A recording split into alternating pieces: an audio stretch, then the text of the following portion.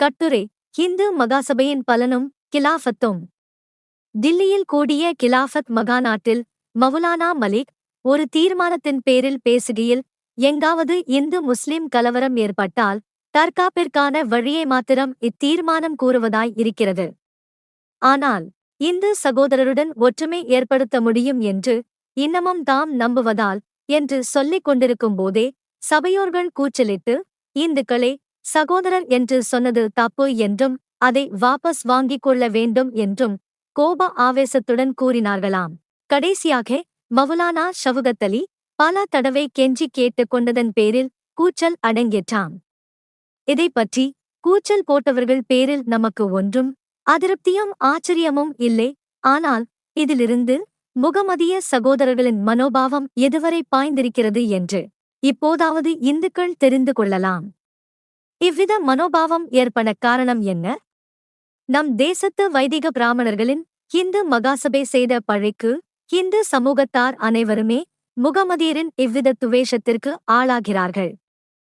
இதுபோலவே சுயமரியாதை உள்ள ஒரு இந்து பிராமணரல்லாதவன் மனதர்ம சாஸ்திரத்தை படித்து பார்த்தால் பிராமணர்களை சகோதரர்கள் என்று சொல்ல மனம் வருமா?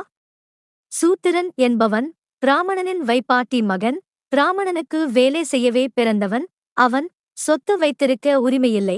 உரிமை மீறி வைத்திருந்தாலும் பிராமணர்கள் பலாத்காரமாய் பிடுங்கிக் கொள்ளலாம். பிராமணரல்லாத இந்துக்கள் எல்லாம் சூத்திரர்கள், சூத்திர ஸ்திரிகள் பிராமணர்களுக்கு உரியவர்கள். பிராமண ஸ்திரிகளை சூத்திரர்கள் மனதில் நினைத்தாலே அவரது உயர் நிலையை அறுத்துவிட வேண்டும் என இம்மாதிரி இன்னும் பலவாறாக எழுதி வைத்திருப்பதுதான் இந்து மதத்திற்கு ஆதாரமாயிருக்கிறது. அதுபோலவே முகமதியர்கள் விஷயத்திலும் முகமதியர் என்றால் மிலேச்சர்கள், அவர்களை தொட்டால் தொட்ட விரலை வெட்டிவிட வேண்டும் என இம்மாதிரி எழுதி வைத்துக் கொண்டு இருப்பதோடு அல்லாமல் அவர்களை எதிர்ப்பதற்கும் வருணாசிரமம் நிலைப்பதற்கும் என்றே இந்து மகாசபை என்ற ஒரு சபையையும் வைத்துக்கொண்டு அதில் முகமதியர் மசூதிகளுக்கு முன் முகமதியர்கள் மனம் புண்படும்படி இந்துக்கள் மேளம் அடித்துக் கொண்டு போக வேண்டும் என்றும் இதற்கு முகமதியர்கள் ஆக்ஷேபித்தால் கவர்மெண்டார் பிரவேசித்து முகமதியர்களை அடக்கி தங்களுக்கு மேளம் அடிக்க வசதி செய்து கொடுக்க வேண்டும் என்று கவர்மெண்டை கெஞ்சுவதாகவும் ஒரு தீர்மானம் செய்து கொண்டு முகமதியர்களை வலிய வம்பு கிழுத்தால் அவர்கள் எப்படி நம்மை சகோதரர்கள் என்று கூப்பிட சம்மதிப்பார்கள். மேளம் அடிப்பது என்பது இந்துக்களது கொண்டாட்டத்தின் அறிகுறி. முகமதியர்கள் ஆக்ஷேபிப்பது என்பது அவர்கள் மதக் கட்டளையாகிய குரான் என்னும் வேதத்தின் பேரால் என்கிறார்கள்.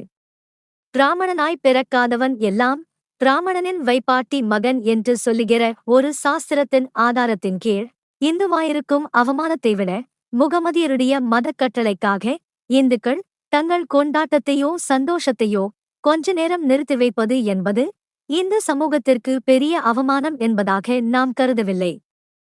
முகமதியர்களாவது நமது நாட்டை பிராமணர்கள் காட்டிக் கொடுத்ததின் பலனாய் ஜெயித்து இந்த பிராமணர்களையே மந்திரிகளாக வைத்து அரசாட்சி செய்த காலத்தில் இந்த பிராமணர்கள் உதவியைக் கொண்டே தங்களை உயர்ந்த ஜாதியராகவும் நம்மை தாழ்ந்த ஜாதியராகவும் கருத ஏற்பட்டு அதன் பலனாய் அவர்கள் மதக்கட்டளையை நம்மீதும் நிறைவேற்ற சௌகரியம் செய்து கொண்டார்கள்.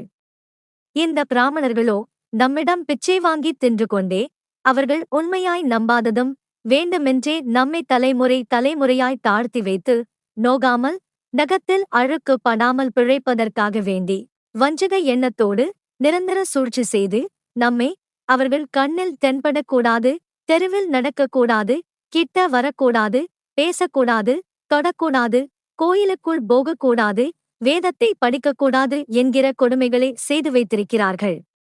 இதை மாற்ற நம்மால் முடியுமானால் கண்டிப்பாய் நமது மத சம்பந்தமான ஊர்வலத்தில் மேளம் அடிப்பதை ஒரு காலம் முகமதியர்களால் நிறுத்த முடியவே முடியாது.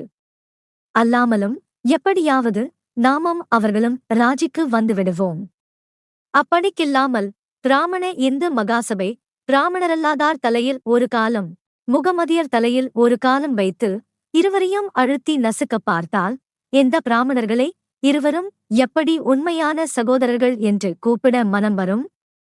போலித்தனத்திற்கு சகோதரர்கள் என்று 1000 தடவை வேண்டுமானாலும் ஏமாற்றுவதற்காக சொல்லலாம். ஆனால் அதனால் ஒரு பலனும் உண்டாகாது. இந்த கொடுமைகளின் பலனாய் ஏற்பட்ட துவேஷங்கள் நீங்கி உண்மையான சகோதரத்துவம் ஏற்படாமல் காங்கிரஸ் சுயராஜ்யம் உரிமை விடுதலை என்று பேசுவதெல்லாம் பிராமணர்கள் உத்தியோகம் பெறத்தான் உதவுமே அல்லாமல் மக்கள் உண்மை சுயராஜ்யம் பெற உதவவே உதவாது. குடியரசு கட்டுரை மே 16, 1926.